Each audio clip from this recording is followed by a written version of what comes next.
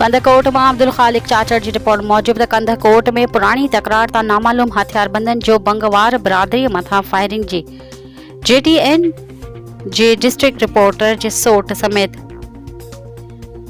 2 ॼणा ज़ख़्मी अस्पताल मुंतकिल। 2 ॼणनि जी हालत नाज़ुक हुजण करे रहीम यार ख़ान ऐं सखर मुंतकिल कयो वियो।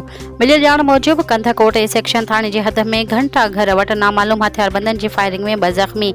कंधकोट हथियारबंदन जी फायरिंग में भूरल बंगवार ज़ख़्मी ऐं JTN न्यूज़ जे डिस्ट्रिक्ट रिपोर्टर जी सोट इशाद चाचड़ समेत 2 ॼणा ज़ख़्मी थी पिया। ज़ख़्मियुनि खे कंधकोट जे सिविल अस्पताल आंदो वियो। ज़ख़्मी भूरल बंगवार ऐं इशाद चाचड़ जी हालत गणतीअ जोगी ॿुधाई पई वञे, जंहिंखे गणतीअ जोगी हालत में सखर रहीम यार ख़ान मुंतकिल कयो वियो आहे। पुलिस मूजिब वाक़ियो पुरानी तकरार तां पेश आयो आहे। वधीक जांच कयूं पिया। हर वक़्तु आगाह रहण लाइ ॾिसंदा रहो JTN वेब न्यूज़।